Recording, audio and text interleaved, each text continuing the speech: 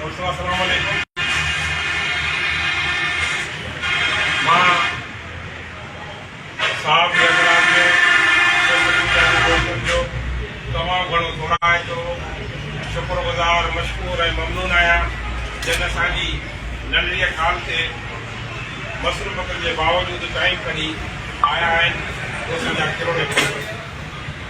दोस्तो PTLF सिंध जे primary उस्तादनि जी निमाया ऐं नुमाइंदा तंज़ीम आहे जंहिं हर दौर में उस्तादनि जे मसइलनि सां गॾोगॾु क़ौमी कांगरा में पाण पतोड़ियो आहे। सिंध जी तइलीम जी भलाई ऐं बहितरी लाइ हर दौर में मैदान अमल में रही आहे। साथियो, हिन वक़्तु सिंध जो उस्ताद काफ़ी मसइलनि जे वर चढ़ियल आहे, मसइलनि जी ढुकण में फाथल आहे। कुझु ॾींहं अॻु असांजे पंचायत जे अॻुवाण मोहतरम साईं हाजी शफ़ी मोहम्मद सटियो साहब सिंध जो दौरो करे उस्तादनि जी दर्दनि ऐं उनजी ख़्वाहिश ऐं उन सां दरपेश ईंदड़ मसइलनि खे साम्हूं रखंदे उस्तादनि जी इसरार ते तहरीक हलाइण जो ऐलान कयो, जेका तहरीक 11 दिसंबर पिटशा खां लॉन्ग मार्च जी सूरत में शुरूआत थी। PTLF तंज़ीम सां मुहबत कंदड़ उस्तादनि मूं समेत हाजी साहब खे अपील कई त लॉन्ग मार्च कैंसिल करे पाण सभु इदारनि ॾांहुं रुजू थियो ऐं उते पिटशा जी नगरीअ में जेके असांजा नौजवान उस्ताद यूनिटनि ऐं ज़िलनि जा अॻुवान हुया, उन्हनि जे इसरार ते असां 22 दिसंबर ते कराची प्रेस क्लब खां मार्च करे वज़ीर आला हाउस जो धरणे हणण जो ऐलान कयो ऐं असां PTLF वर्किंग कमेटीअ जे चंद दोस्तनि कोशिशि कईसीं त PTLF सिंध जी वर्किंग कमेटी जो इजलास थिए ऐं असां मर्कज़ी काबीना जे दोस्तनि खे ऐं PTLF सिंध जी वर्किंग कमेटीअ जे दोस्तनि खे फ़ोननि ज़रिए असां सॼी रुदात खां आगाह कयोसीं ऐं असां वर्किंग कमेटीअ जे 16 मेंबरनि जी साइन सां मां सिकंदर जतोई, डॉक्टर अब्दुल जब्बार खोसो, सदर PTLF जिला जेकमाबाद, मोहतरम साईं ज़फर खान लाखो, सदर PTLF जिला भोटकी, मोहतरम सैयद मुमताज़ हुसैन शाह, सदर PTLF जिला सखर, 16 मेंबरनि जी सहीअ सां असां रिक्वेशन इजलास जे लाइ PTLF सिंध जे सदर मोहतरम साईं गुलाम रसूल मार खां टाइम वठी संदसि शिकारपुर में लंघे वियासीं ऐं उनखे असां दरख़्वास्त ॾेई पुरज़ोर अपील कई त PTLF सिंध जी वर्किंग कमेटीअ जो इजलास तलब कयो। असां ज़मीनी हक़ीक़तुनि खे साम्हूं रखी उते जेको 22 दिसंबर ते कराची प्रेस क्लब खां वज़ीर आला हाउस ॾांहुं धरणे जो ऐलान कयो आहे, उन ते बहस सिंध जी वर्किंग कमेटी जे इजलास में थिए। सिंध जी वर्किंग कमेटी जेकॾहिं उनखे पास थी करे त उहो अख़्तियार सिंध जी वर्किंग कमेटीअ जो आहे ऐं पोइ तव्हां हुन धरणे जी अॻुवाणी कयो ऐं असां सां गॾु हलो। जेको इजलास घुरायो उहो इजलास घटि में घटि 18 दिसंबर या 19 दिसंबर ताईं घुरायो वञे। जंहिं दोस्त असांजे विच में टियाकड़ी कई, साईं अमाल अहमद जेको शिकारपुर ज़िले जो सदर आहे, असांजे लाइ असांजो मोहतरम दोस्त आहे, उन तमामु घणी कोशिशि कई त PTLF सिंध जी वर्किंग कमेटीअ जो इजलास 18 या 19 दिसंबर ते थिए। असांखे उनजी किरदार ऐं सचाईअ ते को शक कोन्हे को, पर असांखे कल्ह राति दोस्तनि जे तरफ़ो जवाबु मिलियो त असां पंहिंजे दोस्तनि सां सलाह मसरत कई आहे, असां 29 तारीख़ खां अॻु में इजलास घुराए नथा सघूं। PTLF जे कानून जे आइन जे आर्टिकल 3.2 तहत जॾहिं 1/3 जे हिसाब सां रिक्वेज़िशन इजलास जी दरख़्वास्त ॾिजे थी त PTL जी मर्कज़ी काबीना इजलास घुराइण जी पाबंद आहे, पर आइन में चयो थो वञे 15 ॾींहनि जे अंदरि इजलास घुराइजे। जॾहिं असांजी पंचायत जे 16 माण्हुनि ऐं फ़ैसिला कुल दोस्तनि हुननि खे दर ते वञी अपील कई त आइन में किथे बि न आहे लिखियलु त को 15 ॾींहनि खां अॻु में इजलास न घुराइजे। इजलास 3 ॾींहनि बि घुराए सघे थो, 3 ॾींहनि बि घुराए सघे थो, पर अफ़सोस सां चवणो थो पवे त मर्कज़ी काबीना जे दोस्तनि 22 तारीख़ खां अॻु में इजलास न घुरायो। इन ते ऐं असांखे दोस्तनि मुसबत वोट न ॾिनी, उन ते सिर्फ़ु अफ़सोस करे सघे थो। PTL जी जेका थिंक टैंक मां ज़ाती तौर ते उन्हनि दोस्तनि सां बि मुशावरत कई ऐं उन्हनि खे बि अपीलूं कयूं।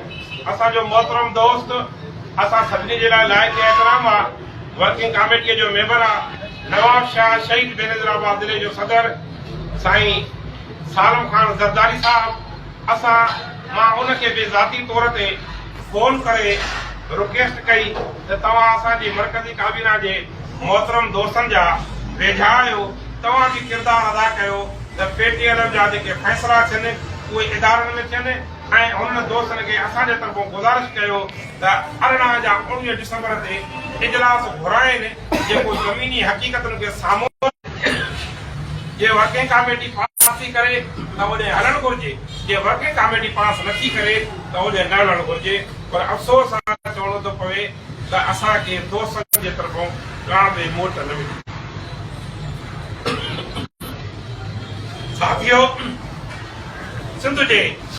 काफ़ी आम उस्ताद ख़सूसन नौजवान उस्ताद जेको 2001 खां 2016 ताईं अपॉइंटमेंट आहे, उहो मायूस आहे। सोशल मीडिया ते दोस्तनि असां सभिनी दोस्तनि खे अपीलूं कयूं, असां सभिनी दोस्तनि खे गुज़ारिशूं कयूं त तव्हां जेको 22 डिसंबर वारो ऐलान कयो आहे उन ऐलान ते अचो। जे तव्हां उन ऐलान ते नथा अचो त असां नौजवान सोशल मीडिया सभु हर को दोस्त इस्तेमालु थो करे, असां जेके 2001 खां 2016 ताईं जेके नौजवान आहियूं असां को ॿियो रस्तो था अख़्तियार कयूं ऐं हुननि ॿी तंज़ीम रजिस्टर कराइण जे लाइ बि सोशल मीडिया ते लिखणु शुरू कयो, जेको तंज़ीम सां मुहबत कंदड़ माण्हुनि जे लाइ अहिड़ो फ़ैसिलो हानिकारु हो। असां सॼी सूरत खे साम्हूं रखंदे वरी असां पंहिंजे दोस्तनि सां सलाह मसलत कई त हाणे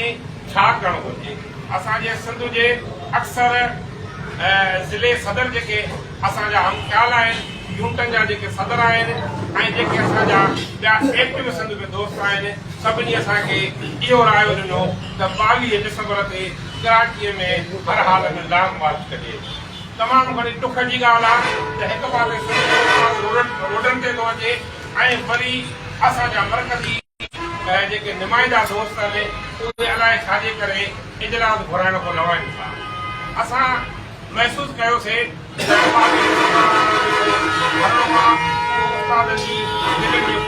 लागू थिए। तव्हां ॾिठो हूंदो त बानी असांजो जेको ज़िलो आहे ठठो, उहो PTL जो बानी ज़िलो आहे, उन सां तालुक़ु रखंदड़ उन ठठे ज़िले जे अॻूणे ज़िले अॻुवाण नौजवान उस्ताद मोहम्मद अली शर पियोनी खां फेसबुक ते हलायो त मर्कज़ी बाडी बि कुझु कोन पई करे, ॿिया दोस्त बि कुझु कोन था कनि ऐं मां मायूस थी करे